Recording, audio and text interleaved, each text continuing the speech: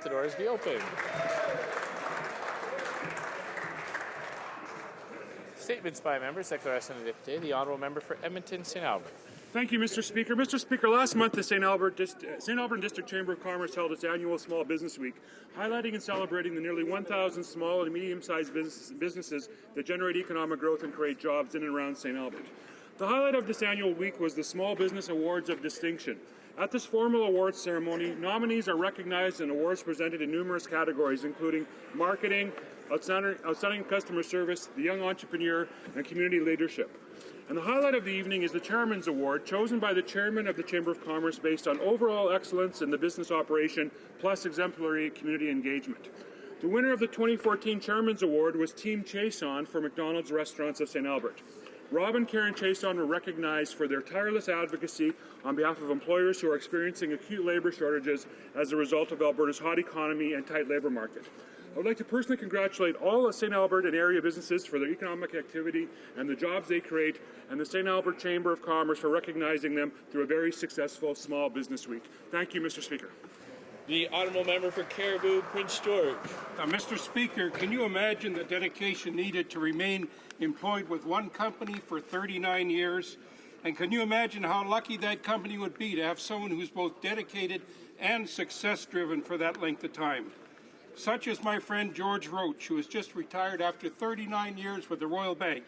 George served in many divisions of the bank and is well recognized for leaving the achievement bar far higher than when he arrived. George Roach was a born banker and a leader. He was continually recognized by the bank for his successes, greatly admired by everyone who worked for him, and trusted and respected by his clients. George, may you and Margie enjoy every moment of your well-earned retirement. Spend lots of time with your family and friends. May all your shots end up on the short grass, and always keep a real good scotch well within reach. Enjoy, my friend. Mr. Speaker, November 19th, today I would like to underscore the World Day of Prevention of Child Abuse. We seek to underscore the sources of this abuse and put in place prevention programs. This was launched in 2000 based on the principle that the government and societal organizations must play an active role in promoting and respecting the rights of children. Violence affects everyone, Mr. Speaker, not only in family homes, but as well in schools, communities, and establishments. Children and young people are more vulnerable than anyone else to forms of violence, whether it be sexual, psychological, or physical. The increase of preventive measures and better protection techniques and awareness raising are effective ways of addressing this problem. Mr. Speaker, I urge my colleagues on both sides of this House to underscore this important day, but also to ensure that we do everything in our power to prevent child abuse. Thank you, Mr. Speaker. The Honourable Member for Calgary Northeast. Thank you, Mr. Speaker. I would like to acknowledge and commend the stellar fundraising effort of Radio Red FM's station in Calgary Northeast and Surrey this November 6 for raising $1.6 million in one day. Wow. During the fundraising radiothon, the Indo-Canadian community of Calgary Northeast and other Calgarians donated over $870,000 to Peter Lougheed Hospital for premature babies and neonatal care. Outstanding. The Surrey Radiothon raised around $725,000 for acute stroke care at the Surrey Memorial Hospital.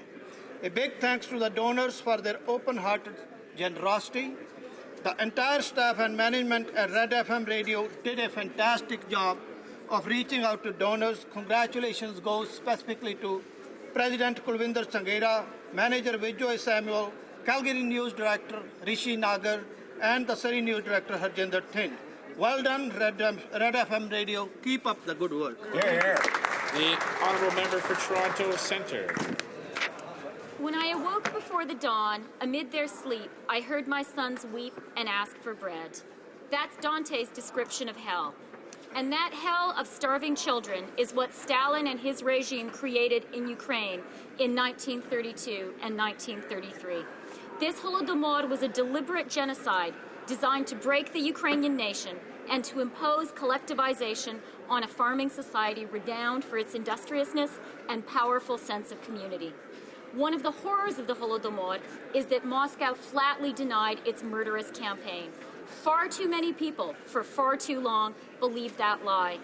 Walter Duranty, the New York Times journalist who won a Pulitzer Prize for his reporting from the Soviet Union, wrote, "Conditions are bad, but there is no famine. To put it brutally, you can't make an omelet without breaking eggs." Today, we are again hearing Orwellian doublespeak from a Kremlin which has invaded Ukraine. That makes it doubly important for this House to recognize today the Holodomor as an act of genocide and to remember its victims. Vichna yim pamyat. The honourable member for York Centre. Speaker, yesterday in Jerusalem during the morning prayer service, 5 Israelis were killed and 8 others were injured, including a Canadian dual citizen, in a brazen terrorist attack at a synagogue in Jerusalem. According to witnesses, the terrorists attacked the synagogue with knives, meat cleavers, and guns and attacked worshippers. The attackers were subsequently killed in a shootout with police. The terrorists were identified as members of the Popular Front for the Liberation of Palestine. This incident is the latest in a series of terrorist attacks perpetrated against Israelis in recent weeks. Cars have been used as weapons and some have been stabbed on street corners. In total, 6 people have been murdered in these cowardly attacks in Israel. Canada has condemned these terrorist acts in the strongest possible terms. As our Minister of Foreign Affairs stated, quote, "Attacks on innocent worshippers in what is supposed to be a place of peace and tranquility are cowardly and must not be tolerated." End of quote. On behalf of all Canadians, our government offers our deepest heartfelt condolences to the families and friends of the victims. Let me be clear. Canada stands with the people of Israel. Hear, hear. The honourable member for Windsor-Tecumseh. Mr. Speaker, I rise today to remind the House that November is Pancreatic Cancer Awareness Month. I want all of us to applaud the important ongoing work done by the National Pancreatic Cancer Canada Foundation in raising public awareness and supporting vital research efforts to end the scourge of Canada's most lethal of cancers. Pancreatic cancer claims 4,300 Canadian lives every year. Sadly, its mortality rate is 3 out of 4, with a 5-year survival rate of only 6%. In spite of these tragic statistics, pancreatic cancer research receives less than 1% of all cancer research dollars. One of the truly devastating aspects of this disease is that less than 15% of patients are diagnosed early enough to save lives. We need to tell all Canadians, especially our families and friends, that early detection saves lives. I urge all members to support the good work of the Foundation by raising awareness in their ridings. We can become advocates for more significant and sustained government investment in research and to find an early detection test and more effective treatment methodology. The honourable member for Kelowna Lake Country. Thank you, Mr. Speaker. Local governments across the province of BC held elections this past weekend. I'd like to thank all individuals who put their name forward to run for public office. In Lake Country, congratulations to Mayor James Baker on his re-election and to his new council. In the City of Kelowna, congratulations to new Mayor Colin Bazran and the 4 incumbent and 4 new councillors. I look forward to working with all of you to make the communities of Kelowna and Lake Country a safer, better, and stronger place for all. Special thanks to Sharon Shepherd, Jerry Zimmerman, Andre Blondel, and Robert Hobson for your years of community service. Last but not least, I wish to pay special tribute to retiring Mayor Walter Gray, 2-term councillor and 4-term as Mayor of Kelowna, a true believer in cooperation and partnership. Your infectious energy, enthusiasm, and great sense of humor brought people together and brought out the best in all of us. You saw the great potential in our city and the value in investing in its future, and you never failed to give credit to your staff and council for a job well done. May you now find the time to enjoy your number 1 priority, your family. I wish you and your wonderful wife, Doreen, and of course your dog, Snowball, nothing but the best. Enjoy the journey ahead, my friend. God bless. The honourable member for Mississauga, Brampton South. ALS is a deadly and degenerative disease. The summer of 2014 will be known as the summer of the ALS Ice Bucket Challenge. Absolutely. ALS societies across Canada are pleased to announce that the Ice Bucket Challenge in Canada raised $16.2 million. Thanks to the generosity of more than 250,000 Canadians. This represents a record amount for ALS donations. ALS societies will invest $10 million in research and $6 million into programs to support those living with ALS. I was pleased this morning to announce that through Brain Canada, we will be matching dollar for dollar the research partnership dollars, bringing the total amount invested into ALS research to $20 million. On behalf of the Government of Canada, I'd like to thank all Canadians who participated in the Ice Bucket Challenge this year. Excellent. The honourable member for Sudbury. Mr. Speaker, this summer over 260,000 Canadians participated in the ALS Canada Ice Bucket Challenge, raising an astonishing $16 million. The icy plunge was taken by many politicians, including the leader of the NDP, while I had to endure a marathon ice water dumping to help raise funds that was supported by the new Hot 93.5 in Sudbury. However, Mr. Speaker, ALS remains incurable. Around 3,000 Canadians live with the disease. Sadly, thousands will die of it, while thousands more will be diagnosed. Des initiative comes celles. Initiatives like this one have a definite impact on the funding of research and treatment. The participation of tens of thousands of Canadians is a step in the right direction to achieving the ultimate goal to cure this terrible disease. To all Canadian participants, and we applaud those at ALS Canada for raising awareness and money in hope of one day finding a cure. Thank you, Mr. Speaker. The honourable member for Mississauga Street. Mr. Speaker, our new family tax cut will benefit every parent with children in Canada, including thousands of families in my riding of Mississauga-Streetsville. Our plan gives mom and dad up to $2,000 per child, and it benefits 100% of families with children. The NDP's plan only helps 10% of families. The Liberals have even said they will prioritize money in the hands of Ottawa bureaucrats, not Canadian families with children. Canadian parents will reject the Liberal Party's money grab. Mr. Speaker, after all, there are only two people who know what's best for their kids. That's mom and dad, and not the leader of the Liberal Party.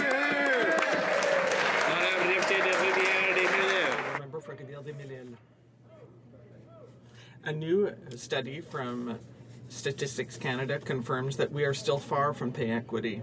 This study followed women beginning in 1991 when they began their career and observed that after 20 years with the same level, these women earned between 36 and 48% less than men. For women with a bachelor's degree, this is a difference of $500,000 in salary over this period. This troubling study reminds us that we do not yet live in a fair society. So, Mr. Speaker, I would urge my colleagues to support the NDP's bill seeking to implement the recommendations of the Pay Equity Task Force. We must remember that these recommendations were tabled in 2004 and that the Conservatives have relegated them to the shelf ever since. Enough is enough. It is high time to act. The honourable member for New Brunswick Southwest. Canadians know the Liberal leader will raise taxes and make life more difficult for families. Whether through a job-killing carbon tax or clawing back our Conservative government's new tax breaks for families, the Liberal leader promises a high-tax, high-debt agenda. Just yesterday, prospective Liberal candidate Bill Casey confirmed on ATV News his new party will both raise taxes and cut programs. Voters will see past Casey's stunt to further his own political agenda. Indeed, the people of Cumberland, Colchester, Musquodoboit Valley know that a Liberal government would resurrect the wasteful and ineffective long gun registry, introduce a carbon tax that will raise the price on everything, and add more debt that will destabilize our economy. Cumberland, Colchester, Musquodoboit Valley can count on our Conservative Member of Parliament and this Prime Minister to lower taxes, protect law-abiding hunters, and stand up for all Canadian families. The honourable member for Cape Breton-Canso. Mr. Speaker, every day more than 3 Canadians will die from amyotrophic lateral sclerosis, more commonly known as ALS or Lou Gehrig's disease. Many of its victims are in the prime of their life, such as Bill Corbett, the former Clerk of the House, and my former Chief of Staff, Richard Wackett, from the Liberal Whip's office. We miss them dearly, as do many Canadians whose loved ones have succumbed to this disease. Today, ALS Canada is in Ottawa to announce the result of the Ice Bucket Challenge fundraiser in support of research. We've seen television personalities, politicians, athletes, and many other Canadians take up the challenge, including my own leader, the member from Papineau, who was very helpful in dumping a bucket of water over my head, and my colleague from Charlottetown's head. I know many MPs in this House have also had water dumped over their heads to raise awareness and funds to fight this disease. On behalf of my Liberal colleagues, and indeed all of us in the House, I congratulate ALS Canada for a job well done. And Mr. Speaker, I congratulate you for hosting the dedicated group of Canadians today. Thank you.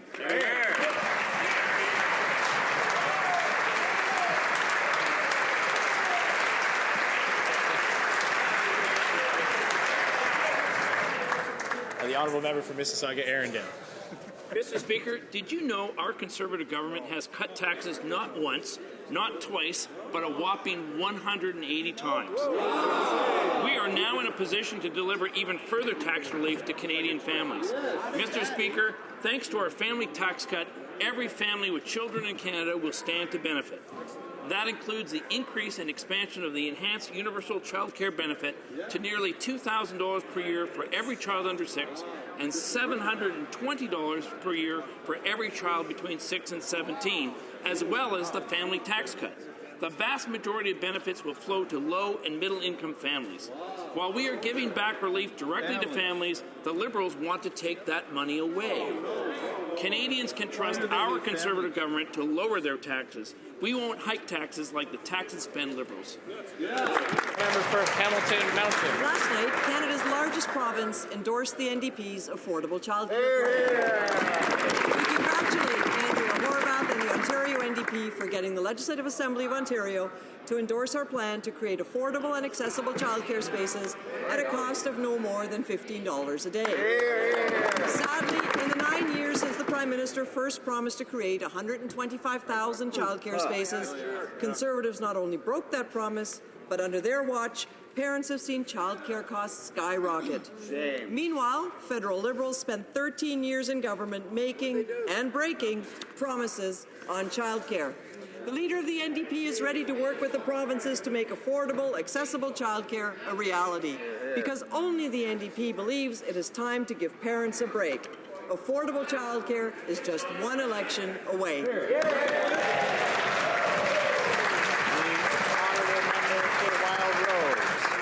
Mr. Speaker, as you know, our Conservative government recently fulfilled a promise to Canadian families by creating the family tax cut. Under this plan, the average Canadian family will save $1,200 per year. Wow. Yet it seems the Liberal candidate for Banff Airdrie does not trust Canadian families to spend their own money properly. Really? He believes that reducing taxes, allowing people to keep more of their own hard-earned money, is some sort of handout.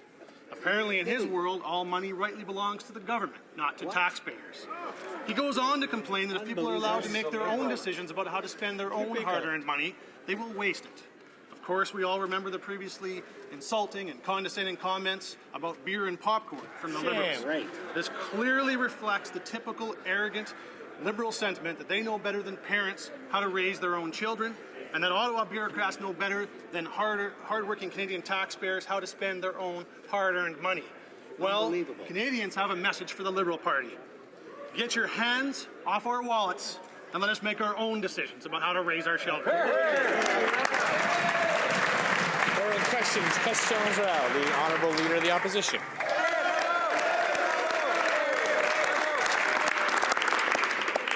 Mr. Speaker, yesterday the Ontario Provincial Parliament voted overwhelmingly in favour of the NDP's plan for quality, affordable, $15 a day childcare. What concrete action will the Prime Minister take to deliver on his solemn promise made 9 years ago to parents in Ontario and across Canada to create 125,000 childcare spaces? The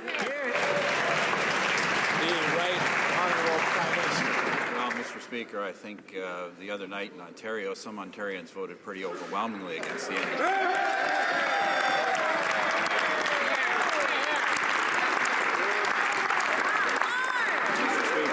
put forward over the past 9 years plans to make life more affordable for all Canadian families. That has had very good effect across the board. Mr. Speaker, we're continuing to move forward on that, and we're pleased to see Canadians responding so positively. The Honourable Leader of the Opposition. Mr. Speaker, the Premier of Ontario has said that she'd like to meet with the Prime Minister to discuss how the provinces and territories can work with the federal government to deliver childcare spaces. Will the Prime Minister meet with the Premier of Ontario to discuss childcare? The Right Honourable Prime Minister. Mr. Speaker, I have regular meetings with provinces and territories across the country. In fact, some 300 since I become Prime Minister. But, Mr. Speaker, we understand the province of Ontario has pretty significant challenges. The approach we're taking at our level, we've been able to balance the budget by lowering taxes and providing benefits to families. That's what the people of Ontario need. The Honourable Leader of the Opposition. Mr. promised was 125,000 childcare spaces. He's delivered none. Le Québec est allé de Quebec has gone forward, as have Manitoba. And now Ontario is prepared to do so as well. So 65% of Canadians live in provinces that are in tune with affordable daycare spaces. But when is the federal government going to do its part? When will the Prime Minister take tangible steps to respect his own commitment formally made to Canadians to deliver 125,000 daycare spaces? He has delivered none until now. When will he begin that work? Right Honourable Prime Minister. The NDP is quite wrong, Mr. Speaker. We have given and we have promised taxpayers money, and we have put money in their pockets, taxpayers from Quebec and the rest of the country. The NDP wants to take this away from Quebecers. We are going to ensure that that money will land in their pockets. Honourable Leader of the Opposition.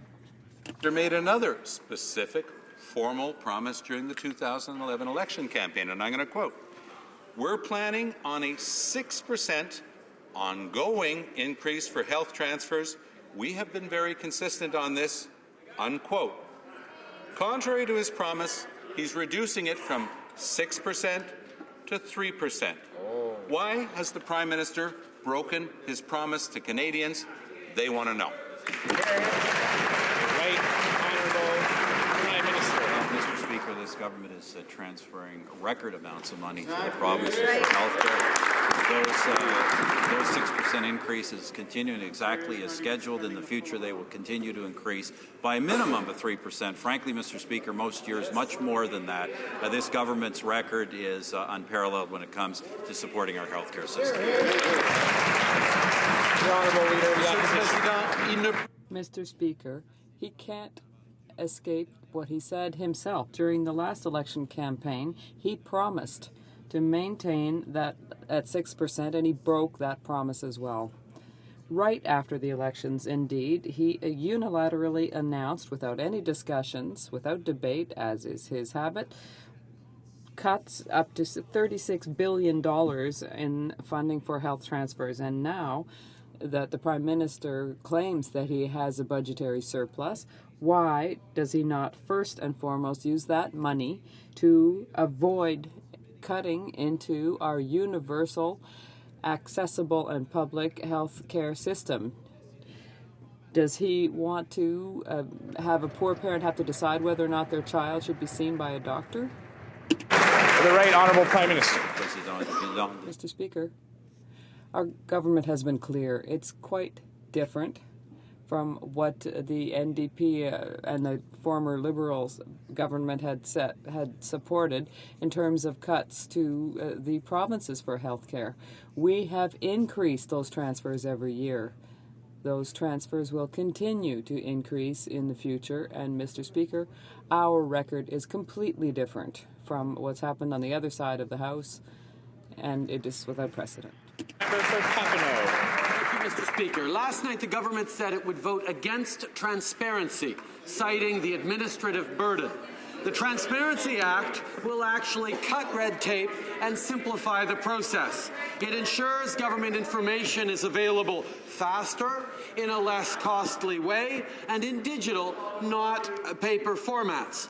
Why does the Prime Minister oppose the modernization of our access to information system? The Right Honourable Prime Minister. Well, of course, Mr. Speaker, it was this government that modernized the system by bringing some 70 agencies and organizations that were not previously under access to information, something opposed by the Liberal Party. The Liberal Party not only opposed that Accountability Act, it opposed union transparency, it opposed transparency for people living on First Nations reserves. Mr. Speaker, we have nothing to learn on transparency from the Liberal Party. The Honourable Member for Papineau. Mr. Speaker, the government promised Canadian municipalities that the Building Canada Infrastructure Fund projects would begin in time for the 2014 summer construction season. Well, that promise was broken, and the fund had its funding cut by 90%. Why borrow money for income-splitting tax breaks for the rich, but not invest in job-creating infrastructure? The Right Honourable Prime Minister. Well, Mr. Speaker, of course, the facts laid out in that question are completely wrong. The government announced in the last two budgets the largest infrastructure program in Canadian history, some $70 billion over the next decade. The unfortunate reality, Mr. Speaker, is the Liberal Party voted against those infrastructure plans, and that's the difference. On this side, we're investing on infrastructure. On the other hand, all they want is tax hikes to pay bureaucracy. The Honourable Member for Papineau. Mr. Speaker, more than 1,300 people participated in the Je Vois Montréal Forum, and more than 200 proposals were presented to revitalize this city. Although the Premier Couillard and Minister Poitier were present, this Conservative government was once again missing in action for Quebecers. Will the Prime Minister tell us why his government refuses to be open to Montrealers' ideas? The Right Honourable Prime Minister. Mr. Speaker, I'm told that the Government of Canada was represented at that conference, and we're always interested in ideas, not only for cities, but for all regions in Canada. The Honourable Member for Holly-Elmer. 25 years ago, upon Ed Broadbent's initiative, the Canadian government promised to eradicate child poverty before the year 2000. 25 years of Liberal and Conservative government have led us to the failure we're all aware of. In Canada, 1 child out of 5 lives in poverty. Here, at home, the time to act is now. Rather than setting up tax policies that only benefit the rich, will the government finally take concrete steps to eliminate child poverty? The Honourable Minister of Employment. Mr. Speaker, obviously, all Canadians and all parties want to continue this fight, and we do hope to eliminate child poverty. But there is good news on this. The rate has significantly decreased. It was 18% under the Liberal government, and it's now 8%. So more than 700,000 fewer children live in poverty. UNICEF said that if Canada is doing better than other Western countries, it's because of the tax credits and federal initiatives for families and what they put in place to counter the effects of poverty. Mr. Speaker, 25 years ago, this House unanimously adopted Ed Broadbent's motion to end child poverty in Canada by the year 2000.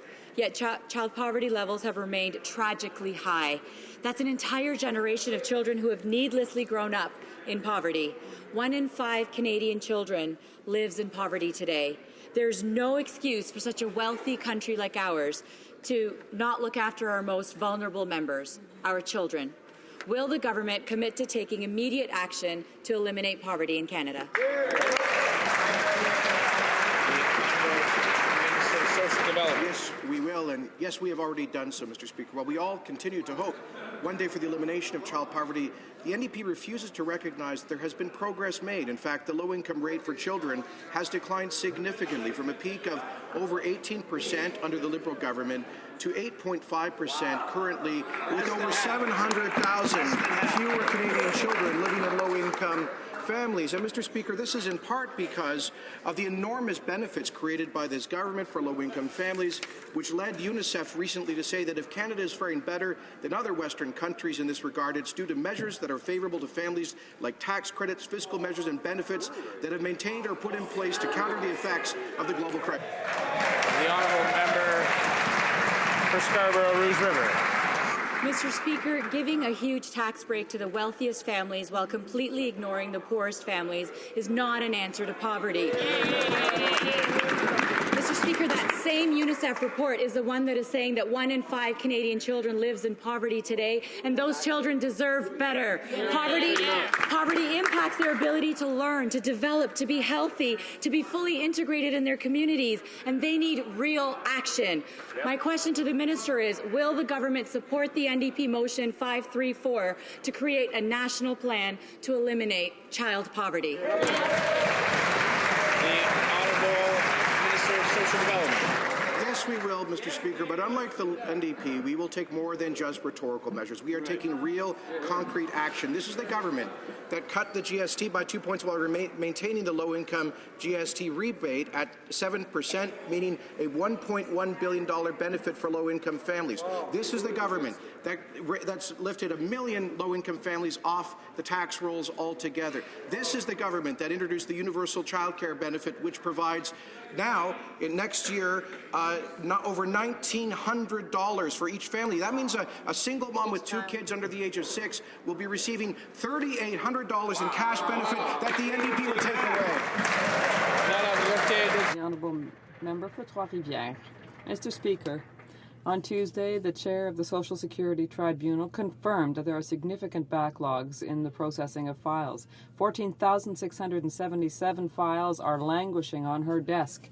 At that rate, just for the income security section alone, it will take 11 years to catch up. It's shameful, Mr. Speaker. For more than a year, Ms. Brazeau has regularly been asking the minister about the staff shortage at the tribunal, but the minister's asleep at the switch. Mr. Speaker, how can the minister have created such an administrative nightmare? The Honourable Minister. Mr. Speaker, the fact that because of efficiencies in my department, we have reduced by 90% the number of appeals for EI. That means that 90% are dealt with by officials at the outset. So obviously for the Quebecers, the province of Quebec has their own appeal process for benefits and public pensions for the province that don't come under the Social Security Tribunal. North Delta. Yesterday, the chair of the Social Security Tribunal told the Human Resources Committee that she had been in continuous contact with the minister regarding the backlog. Yet for 18 months now, that backlog has continued to grow, while the tribunal has been understaffed and working without performance standards. More than 14,600 Canadians are now waiting for a hearing. All of this begs the question, why did the minister not take action sooner to address the enormous mess at the Social Security Tribunal?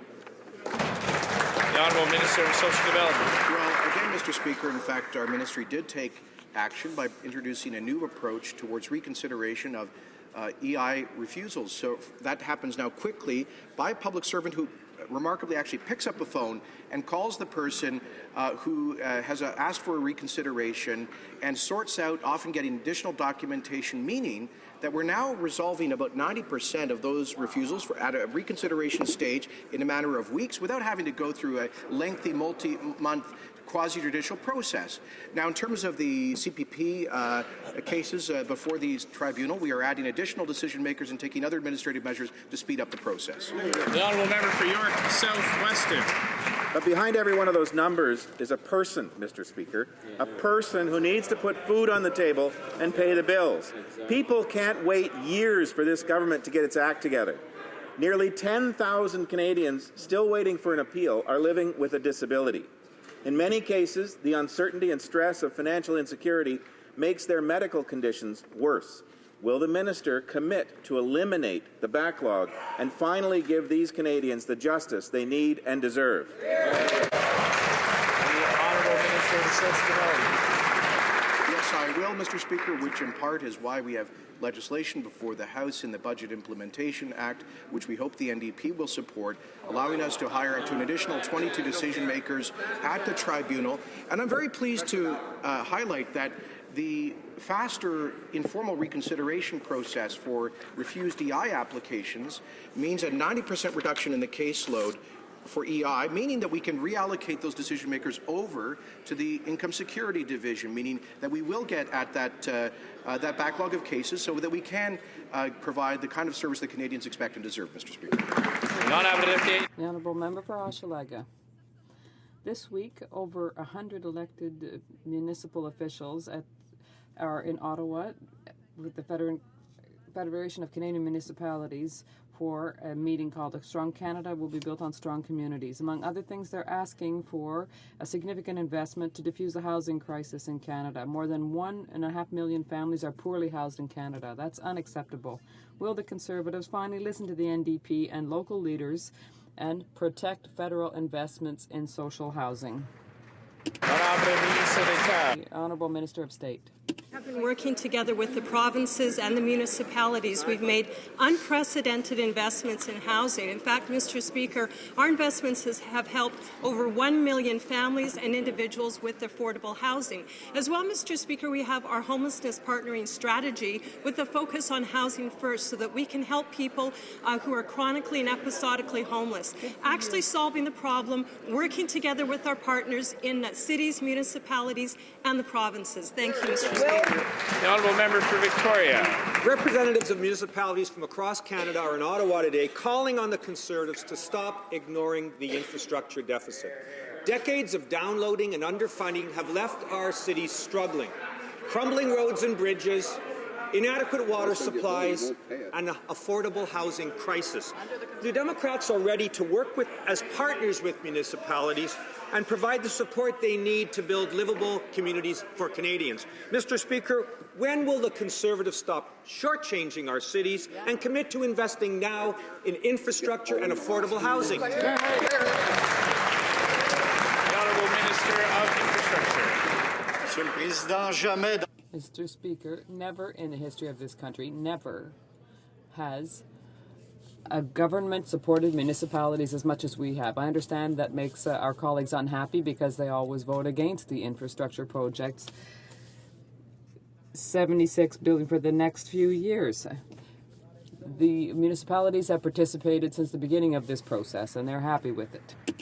Mr. Speaker, despite their claims, the Conservatives don't support the Ring of Fire. Their actions speak louder than their words.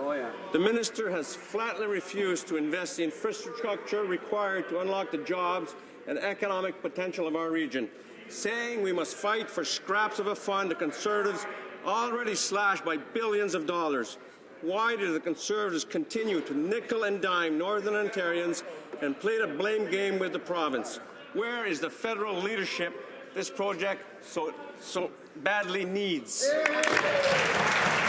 Honourable Minister of Natural Resources. It's right here, actually, Mr. Speaker. We met with the Ottawa communities just a couple of days ago, and we remain very optimistic that once the province has submitted its list of priorities for infrastructure projects, which should include infrastructure projects to support the Ring of Fire, we'll be there. Thank you, Mr. Speaker. The Honourable Member for Trinity Spadina.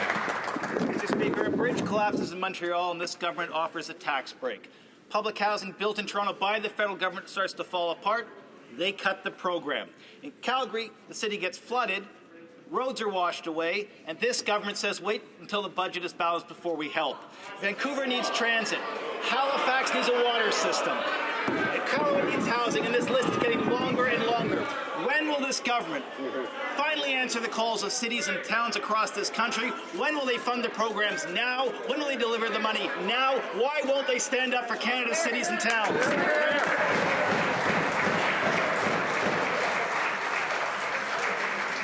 Order. The Honourable Minister of Infrastructure. Mr. Speaker, to hear that, I remember the years where I was mayor. We had no money from this Liberal government in the past. We had no money from them, and now, under the leadership of this Prime Minister, we have tripled the investment in infrastructure. We will continue to do so.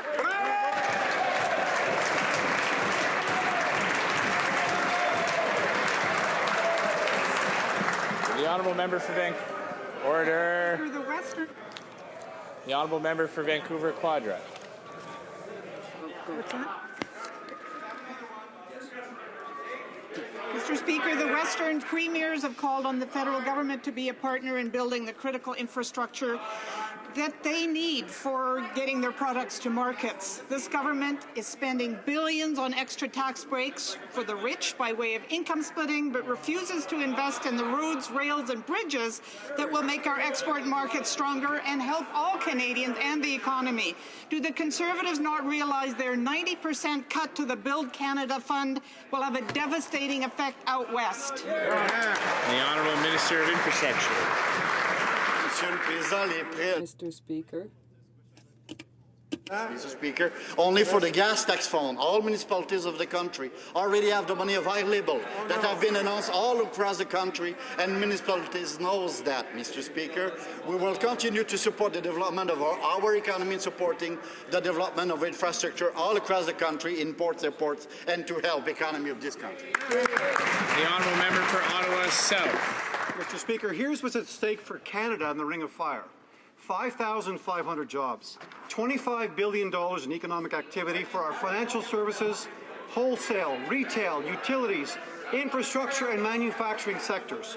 Full participation of First Nations communities. Ontario's brought $1 billion to the table. An independent development corporation has been set up. Corporate investors are on standby. Time's of the essence.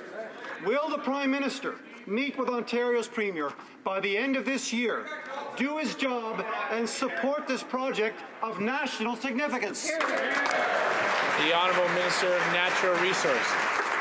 They haven't committed a red cent, and they've set up a development corporation that's not supported by First Nations communities, the private sector, and it's not a policy option for this government as it's currently in its current form. We've made significant investments in the Ring of Fire, and we'll continue to demonstrate our commitment by working with First Nations communities and the provincial government should they identify Ring of Fire as an actual priority. The Honourable Member for Dartmouth Cole Harbour. Thank you, Mr. Speaker. Because of Conservative mismanagement, our Navy now faces a 7-year period with no resupply capacity. The Minister's original plan has clearly fallen through. His promises that the Navy's capabilities would be unaffected are in doubt. So the Minister will soon have before him a number of options to deal with this service gap. Mr. Speaker, can he share with us how much the Conservative government's mismanagement will cost Canadians? The Honourable Minister of National Defence. We can share this with the honourable member. Every cent that we have committed to the military, to the Navy, has been opposed by the NDP, so he would know that, of course, Mr. Speaker. But our national shipbuilding project, Mr. Speaker, represents a $36.6 billion investment, which will contribute to our surface fleet for decades. The Joint Support Ship will deliver ships that will replace the Navy's current protector class vessels, and of course we are considering options that will ensure our Navy can be resupplied in the medium term. Thank you. The Honourable Member for Portneuf-Jacques-Cartier. Mr. Speaker, the Conservatives are incapable of carrying out their military procurement plans. It's one failure after another. Because of Conservative mismanagement, the Canadian Navy will have to make do for 7 years without much-needed supply ships. They won't be ready before 2021. Just how dearly are Canadians going to have to pay for such government incompetence? The Honourable Minister of National Defence. Clear again, every cent that has ever been committed to our military consistently has the opposition of the NDP. I mean, they don't want us to spend anything on our armed forces and on our Navy. Now, Mr. Speaker, we've undergone the Halifax-class modernization program to give our frigates new equipment, sensors, and weapons. And, Mr. Speaker, these will have world-class multi-role capabilities. The program is on track, it's on schedule, and we are considering options that will ensure our ships are resupplied in the medium term. The Honourable Member for Châteauguay-Saint-Constant. For the first time in months, the Minister of Veterans Affairs is going to Quebec City to meet with a group of veterans. But critics of the new Veterans Charter are not on the guest list. And not a single disabled vet is invited. Does the Minister realize that his refusal to listen and his antagonistic approach are precisely what's making veterans so angry that they're boycotting his photo ops? The Honourable Parliamentary Secretary to the Minister of Veterans Affairs. Mr. Speaker, this week we look forward to meeting with representatives from Canada's major veterans groups. Our government is proud to say that we have had the privilege of meeting with thousands of veterans, including the very people mentioned by the member opposite, Mr. Speaker. And the Honourable Member for Sackville. Mr. Speaker, I want to publicly thank the Department of Veterans Affairs for tweaking the benefit package of the late Corporal Nathan Cirillo so that his family will receive all the benefits to that of a regular person, as he was a reservist. But the problem is, Mr. Speaker, many other reservists, whether they become injured or if they die in the line of duty, will not get the same benefits as that of a regular force person who is injured or dies in the line of service. The major veterans groups, Mr. Speaker, all veterans advocacy groups, the Standing Committee of Veterans Affairs and the Ombudsman have asked repeatedly that reservists who are injured or die in the line of duty get the same benefits as regular force members. When will this government honour those recommendations and do the right thing for the reservists of our country?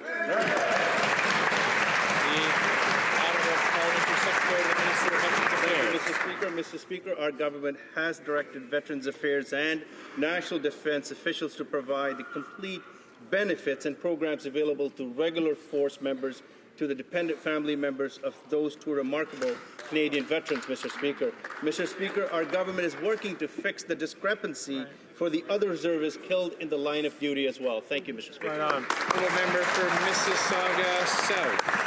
Mr. Speaker, Canada continues to make a significant contribution to the coalition campaign against ISIL. I understand our planes have flown at least 80 sorties and, along with our coalition allies, have significantly degraded the military capacity of this terrorist group. Can the Minister of National Defence please update the House as to the latest activities of the Canadian Armed Forces as a part of Operation Impact? Great question. The Honourable Minister of National Defence. Thank you, Mr. Speaker. In addition to Monday's successful airstrike on a warehouse being used to manufacture improvised explosives, late last night, 2 CF-18 Hornets in a pre-planned mission dropped 4 2,000-pound bombs on an ISIL fighting position in the desert area near Kirkuk, Iraq. These significant strikes, Mr. Speaker, has denied the enemy the use of this position and has further extended the security buffer between ISIL and Iraqi security forces. As always, I congratulate the members of our armed forces on another successful mission. Needless to say, Canada will continue to do its part in the fight against terrorism. The Honourable Member for Timmins, James Bay. The Conservative government's attack on the Access to Information Act continues. First, they denied the Information Commissioner order-making tools that she requires to keep this government honest. Now they're cutting the resources she needs to handle investigations. Her budget's been cut by 9%, while complaints against government obstruction are up a whopping 31% just this year. And she says without the adequate funding, she's not going to be able to do her job. Now, maybe this is what the minister wants. So maybe he could clarify, is he going to continue undermining her work, or is he going to give her the resources that she needs so she can keep this government on the straight and narrow? Very good. The Honourable Parliamentary Secretary. The independent commissioners of Parliament are responsible for managing the funds in their office, and we expect that this is done in a way that is fair to the taxpayer. If agents of Parliament believe they need extra funding, they should respect the process and make a formal request through a Treasury Board submission. The Treasury Board gives fair consideration to all submissions for additional funding in the supplementary estimates. Currently, the President of the Treasury Board has not received a formal request for additional funds from the Information Commissioner. Thank you, Mr. Speaker. The honourable member for Rosemont-la-Petite-Patrie. Mr. Speaker, to muzzle the Information Commissioner, the Conservatives cut her budget by 9%. Last year, the Commissioner spent 99.8% of her budget, and the number of requests keeps rising. They're stretched to the limit. This probably suits the Conservatives just fine, but Canadians are entitled to access to information in a timely manner. Will the Minister respect the will of Parliament, keep his word, stop choking off the Commissioner, and give him the resources he needs to do his job? The Honourable Parliamentary Secretary. Mr. Speaker, le Commissionnaires indépendants du Parlement. The commissioners are independent of Parliament and they're responsible for managing their own budget. We expect that to be done in a way that gives taxpayers value for money. If the commissioner feels he needs an increased budget, he needs to make a formal request to Treasury Board. Consideration to all submissions for additional funding in the supplementary estimates, and currently the President of the Treasury Board has not received a formal request for additional funds for the Information Commissioner. And, Mr. Speaker, the government will not negotiate for a request. The honourable member for Saint-Lambert. Mr. Speaker, around 100 social groups have condemned the Conservatives' underhanded attack on refugee claimants. Denying social assistance to refugees on the basis of immigration status is denying the most vulnerable among us a lifeline their lives depend upon, especially since many of them can't readily get a work permit. Isn't the minister ashamed to be using a budget bill to stab the most disadvantaged members of society in the back? The Honourable Minister of Immigration. No, Mr. Speaker, we are not ashamed to do our job on behalf of taxpayers. We are providing quality health care to refugees, and we are appealing the decision of the court according to which failed refugee claimants, fraudulent claimants, would get better health care than Canadians. Mr. Speaker, that would be irresponsible, and this government will continue to protect both refugees and Canadian taxpayers. Talk about responsibility, Mr. Speaker. The UN has called the flood of refugees in Syria, quote, a mega crisis. Just to put it in perspective, if Canada were Syria, it would mean the entire population of Toronto right now would be internally displaced. Now, the minister was told by his own department that Canada could accept thousands more Syrian refugees. Instead, the minister has accepted just 200. His inaction is inexplicable. It's unacceptable. Canada could be saving lives right now, Mr. Speaker. Why is this minister not acting? The Honourable Minister of Citizenship and Immigration. Franz Kafka rides again. He's clearly taken out a membership card in the NDP. Today, the number of Syrian refugees that have arrived in this country has risen to 1,857. We have surpassed our commitment to government-assisted refugees, Mr. Speaker, and we have met our commitment to bring 20,000 Iraqis to this country more than a year in advance. That's all good news for refugees. That's all something Canadians can be proud of. What the NDP needs to explain, Mr. Speaker, in a crisis where there are millions of internally displaced, millions of refugees fleeing terrorist violence, is why they are not prepared to do a single thing to face up to ISIL and other terrorist groups.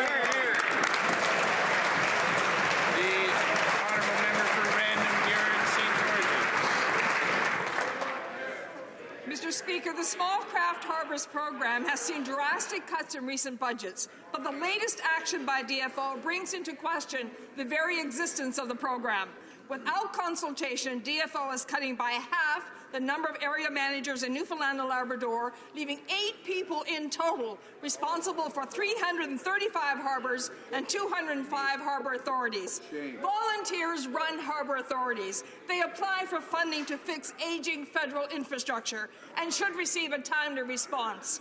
Why is this government willing to risk the safety of those who earn a living at sea? The Honourable Minister of Fisheries and Oceans.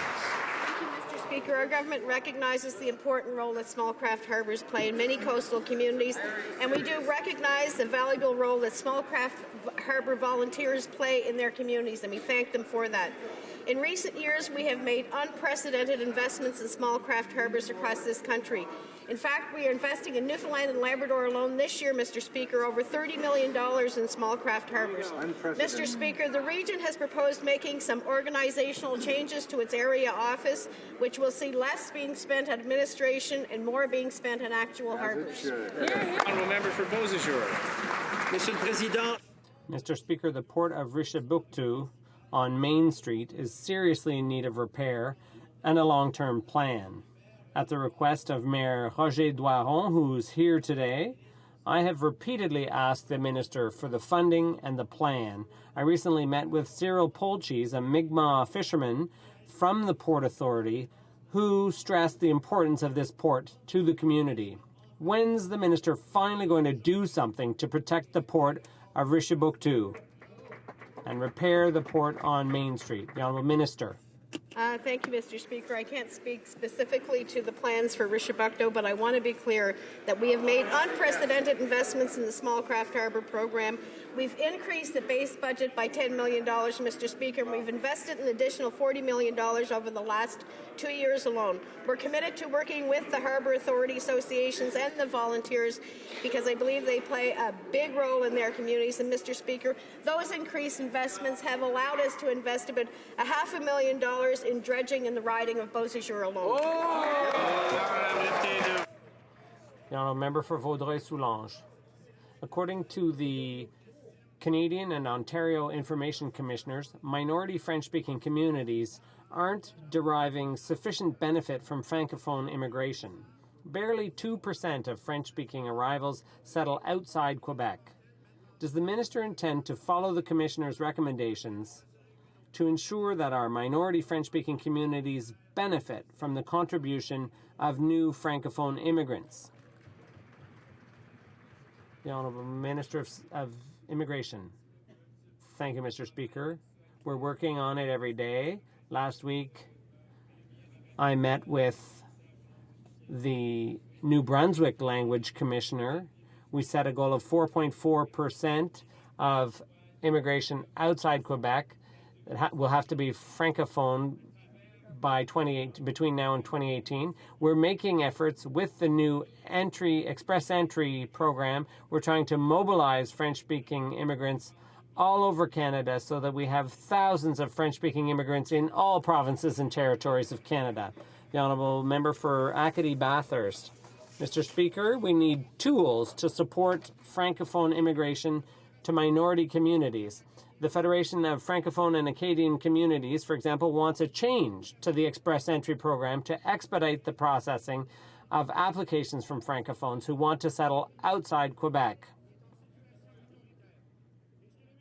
Will the Minister heed the recommendations of the official language commissioners and implement the Federation's proposal to encourage Francophone immigration to minority communities, yes or no? The Honourable Minister of Immigration. Mr. Speaker.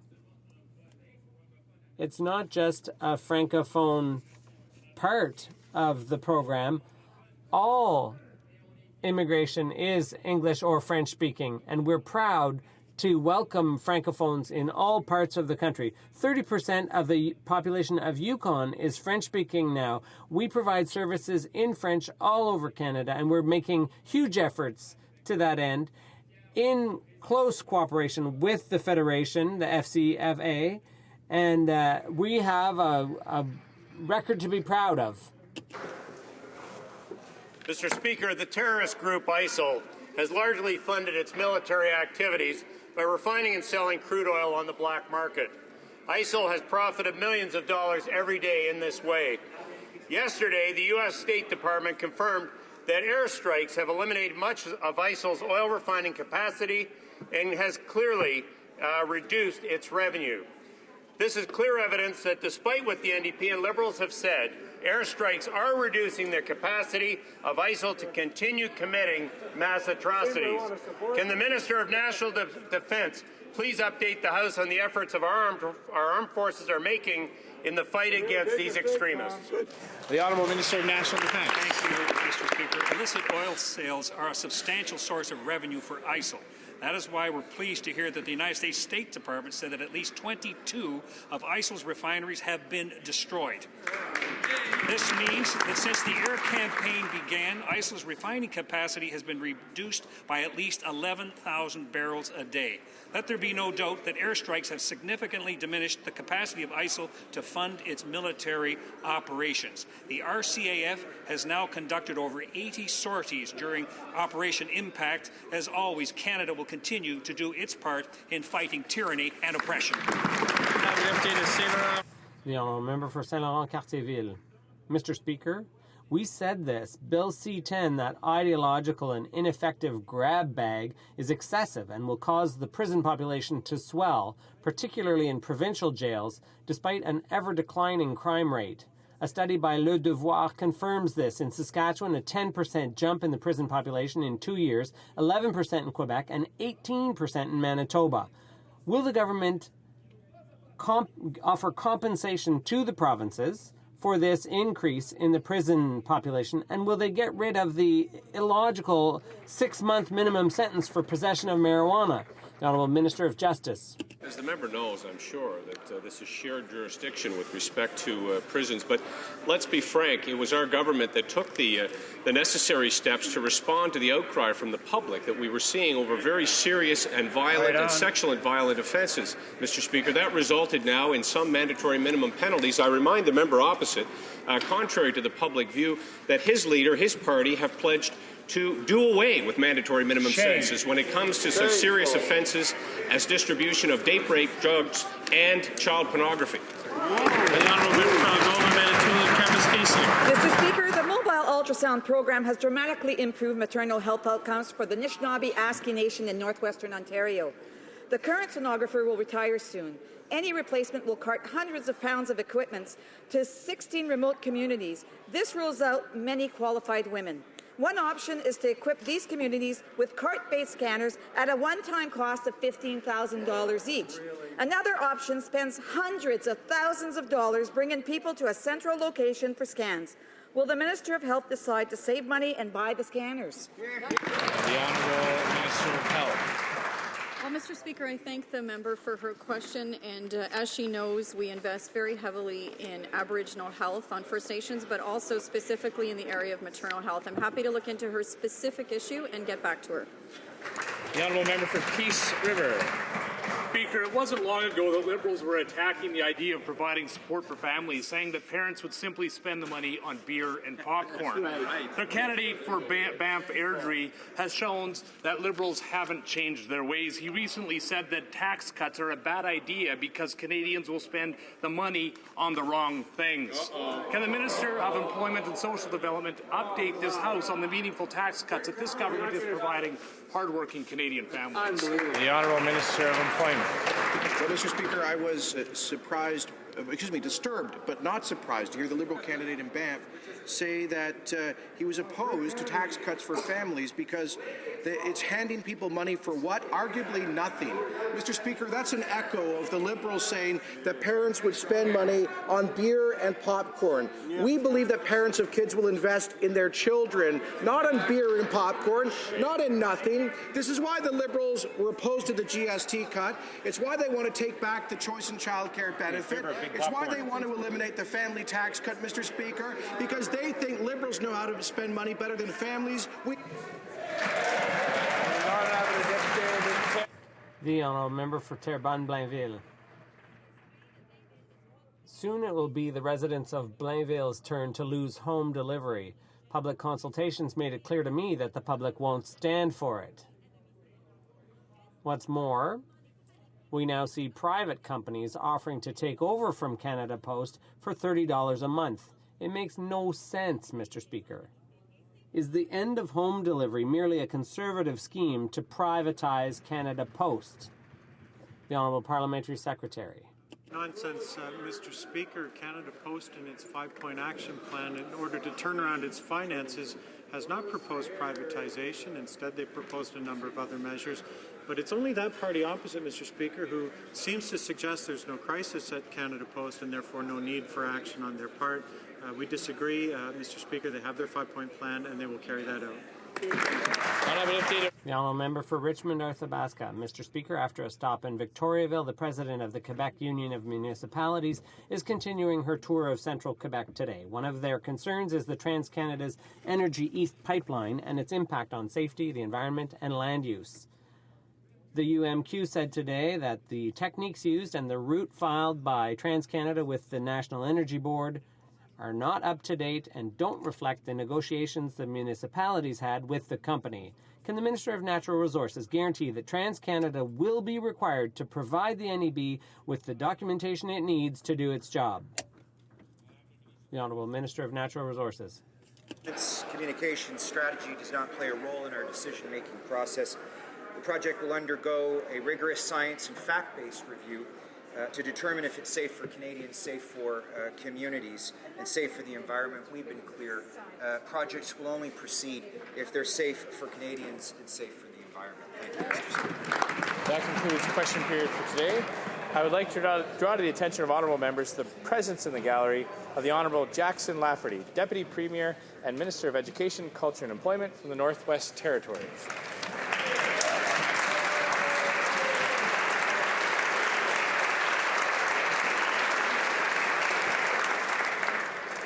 Tabling of documents, dépôt de documents. The Honourable Parliamentary Secretary to the Minister of Foreign Affairs. Minister of Foreign Affairs, and pursuant to Standing Order 32.2, I have the honour to table in both official languages the treaties entitled Exchange of Notes between the Government of Canada and the multinational forces and observers constituting an agreement further amending the agreement on the participation of Canada in the Senai Multinational Force and Observers done at Rome on 12th and 14th November 2014, and a second protocol to the Convention between Canada and New Zealand for the avoidance of double taxation and the prevention of fiscal evasion with respect to taxes on income done at Wellington on 12 September 2014. Mr. Speaker, an explanatory memorandum is included with each treaty. Thank you. Parliament Secretary of the Government House Leader. Thank you, Mr. Speaker. Mr. Speaker, pursuant to Standing Order 36.8, I have the honour to table in both official languages the government's responses to